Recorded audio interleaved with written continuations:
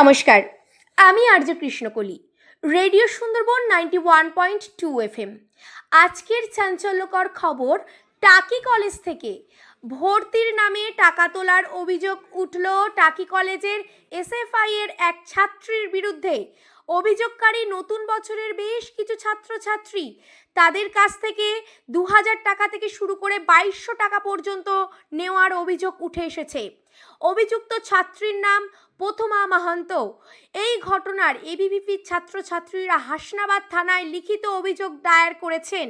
শুধু তাই না, এসএফআই এর পক্ষ থেকে প্রথমা মাহান্তর এই অপকর্মের জন্য দলীয়ভাবে ব্যবস্থা নেওয়া হয়েছে এবং বহিষ্কৃত করা হয়েছে তাকে দল থেকে।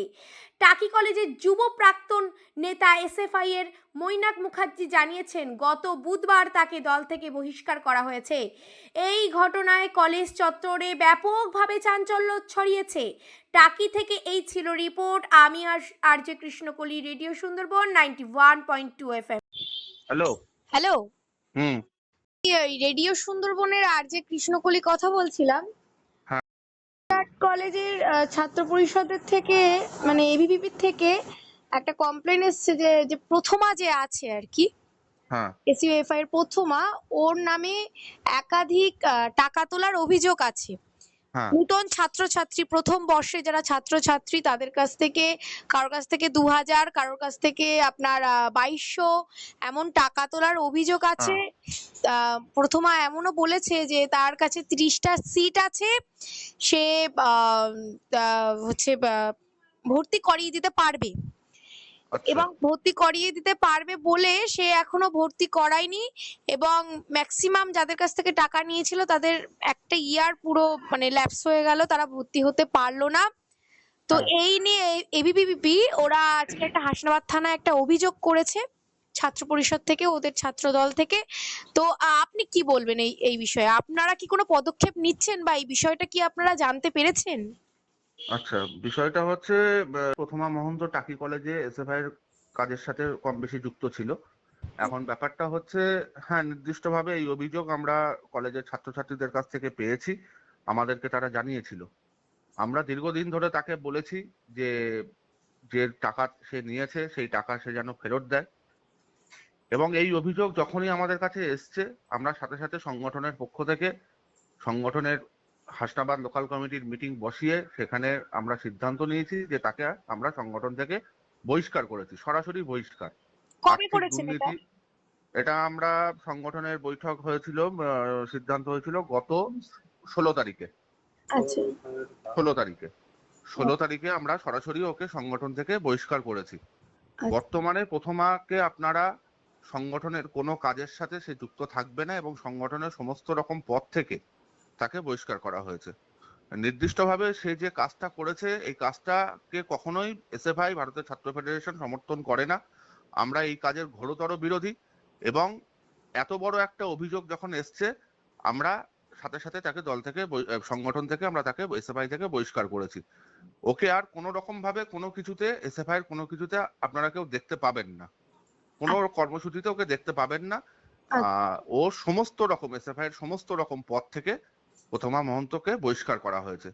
এখন নির্দিষ্টভাবে যে অভিযোগ এসছে প্রথমার সম্বন্ধে, যে মেয়েটির সম্বন্ধে, যে ছাত্রছাত্রীদের কাছ থেকে ভর্তির নাম করে টাকা তোলা, এখন তৃণমূল জামানায় এই যে ভর্তির নাম করে টাকা নেওয়া তৃণমূল কংগ্রেসের, তৃণমূল ছাত্র পরিষদের নেতারা করতো, এটার তো আমরা বিরোধী ছিলাম। স্বাভাবিকভাবে আমাদের সংগঠনের মধ্যে থেকে এই কাজ করবে, আমরাও এটাকে সমর্থন করি না বা আগামী দিনেও করব না। ফলে নির্দিষ্টভাবে যে অভিযোগ এসছে, কোন সংগঠনের পক্ষ থেকে অভিযোগ করতেই পারে প্রশাসনের কাছে, প্রশাসন আইনানুগ ব্যবস্থা নেবে, খতিয়ে দেখবে বিষয়। ব্যাস, আমাদের কথা পরিষ্কার। ঠিক আছে, ধন্যবাদ। একদম ঠিক আছে। দেখুন, আমরা সবাই টাকি কলেজের এবিভিপির সদস্য। এই যে আমাদের সরকার থেকে যখন টাকি কলেজে ভর্তির জন্য যখন নির্দেশিকা জারি করে তখন এসএফআই থেকে একটা হেল্প ডেস্ক বসে। এইবার কিছু এসএফআই এর, তার মধ্যে যে নামটা বারবার উঠে আসছে যে প্রথমা মহন্ত বলে একজন এসএফআই এর কার্যকর্তা, সে হেল্প ডেস্কে এই যে আমাদের সংখ্যালঘু পরিবারের দুটো বোন, এদের মালতীপুর বাড়ি, এদেরকে বলে যে তোমাদের আমরা ভর্তি করিয়ে দেবো। এমনকি এটাও বলে যে আমাদের হাতে 30টা কোটা আছে, আমরা কলেজে এইভাবে ভর্তি করে দিতে পারি। এইবার এদেরকে প্রতিনিয়ত ভর্তি সংক্রান্ত বিষয় এদেরকে ডাকে, কলেজের ভর্তি হলো 940 টাকা এরকম, কিন্তু এদের থেকে বারবার টাকা চায় এবং এদের দুজনের কাছ থেকে প্রায় 4500 টাকার উপরে টাকা নেয়। সে প্রমাণ আমরা থানায় দিয়েছি। এমনকি বারবার এটাও প্রচার চালিয়ে যাচ্ছে যে আমাদের হাতে 30টা কোটা আছে, আমরা অফলাইনে ভর্তি করতে পারি। এরকম করে আমাদের মনে হয় যে প্রথমা মাহান্ত বলে এবং এসএফআই এর প্রত্যেকটা কার্যকর্তাদের কাছে এটা একটা বিরাট বড় স্ক্যাম, যার কারণে ওরা হয়তো এরকম সবার কাছ থেকে যদি টাকা তোলে একটা বিশাল টাকার ব্যাপার। এই বিষয়ে প্রত্যেকটা এদের মতো, এরা যেমন সংখ্যালঘু একটা গরিব পরিবারের ছাত্রী, এদের মতো কেউ যেন না ফাঁসে সেই বিষয়ে আমরা আজকে হাসনাবাদ থানার দ্বারস্থ হয়েছি যেন, এবং থানার বড়বাবুদের এনাদের আমরা বলেছি যেন এর একটা ব্যবস্থা নেয়। এবং তার পাশাপাশি আমাদের টাকি কলেজ অখিল ভারতীয় বিদ্যার্থী পরিষদের পক্ষ থেকে উচ্চশিক্ষামন্ত্রীর কাছে আবেদন রইল যে উনি যেন এর ব্যবস্থা নেয় যে কোনো কলেজে এই দেশবিরোধী দুর্নীতিযুক্ত এসএফআই নামক এই দলটা যেন আর না দানা বাঁধাতে পারে, তারও যেন একটু ব্যবস্থা নেয়। কলেজের প্রিন্সিপালকে তোমরা জানিয়েছো এটা? তিনি কি বলেছেন? প্রথমে আমরা সবাই মিলে প্রিন্সিপালের কাছে যাই, প্রিন্সিপালকে আমরা এই বিষয়ে জানাই, কিন্তু প্রিন্সিপাল মোটেই এই বিষয়ে কোনো এই বিষয়টা টোটাল নিতেই চায়নি। প্রিন্সিপাল মানে এটা একটা সাধারণ বিষয় মনে করেছে। এই যে সংখ্যালঘু পরিবারের বোনেরা বারবার একজন গরিব মানুষ, এদের যে এমনকি এদের ভর্তি করিয়ে এদের ভর্তিই করেনি, টাকা নিয়েছে কিন্তু এরা অলরেডি এদের ভর্তিই করেনি, এদের একটা বছর পুরোটা এদের নষ্ট হয়েছে। আচ্ছা, তোমাদের থেকে কত টাকা করে নিয়েছে?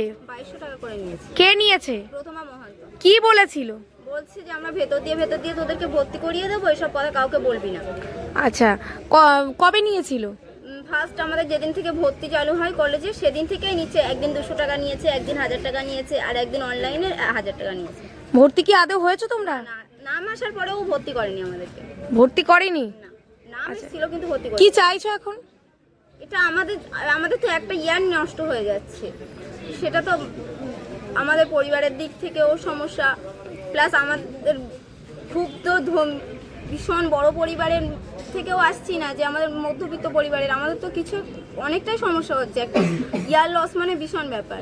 কোন স্কুল থেকে পাস আউট হয়েছে? মালিতিপুর হাই স্কুল। বাড়ি কোথায়? কোড়াপাড়া। নাম কি? মুস্কান সুলতানা। তোমার নাম?